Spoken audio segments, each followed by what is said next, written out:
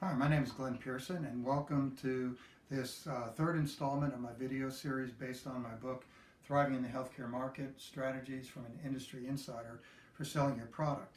The book includes 84 pitfalls and problems and mistakes that I've seen trip up vendors as they're trying to sell material into healthcare organizations.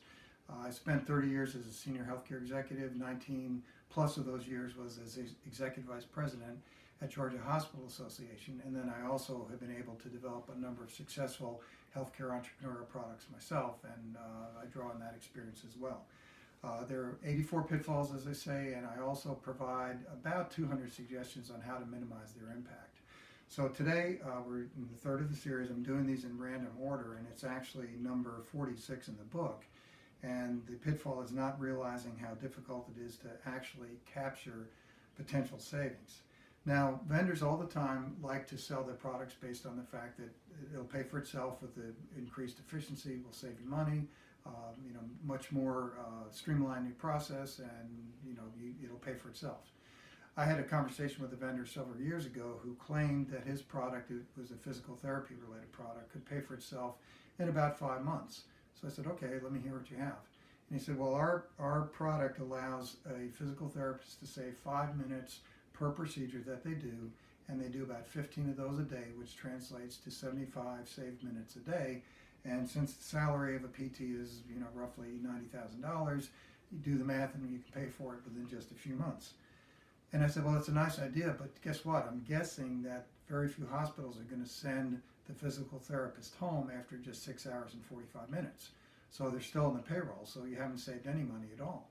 And then his comment was, well, but they can do other things that are important. I said, well, yeah, that may be, but you still haven't saved any money unless there's a way to bring new revenue into the organization. You're still paying the same amount, and even though there's value in the product, you're really not able to pay for itself from the time savings that you're claiming.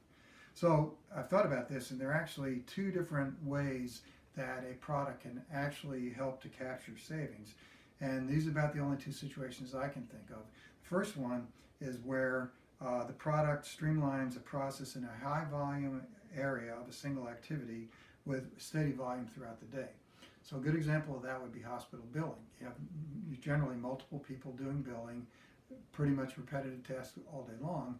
And if a product or a service could save a few minutes per procedure that the biller does, and there are enough of these billers that are there, you can maybe aggregate some of those saved minutes to reduce the head count. So if you go from, I'm just making this up, maybe 8 billers down to 7.5, well, you've eliminated half an FTE, which could generate some actual savings. So that's one situation where that could be. Second one is where the product saves a smaller amount of times in an area where maybe it's a smaller organization like a physician office or a smaller clinic, and from time to time throughout the year they have to do certain functions that are not steady throughout the year but are pretty intensive and require overtime for the staff to complete these tasks, even though it's not a year-round task.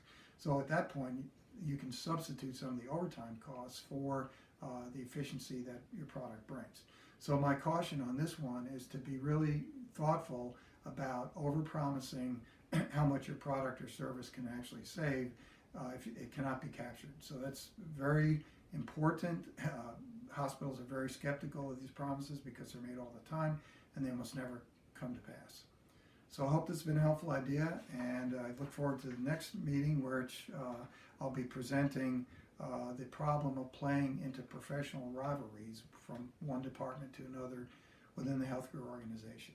So feel free to reach me at glenn@pearsonhti.com. That's PEARSONHTI.com.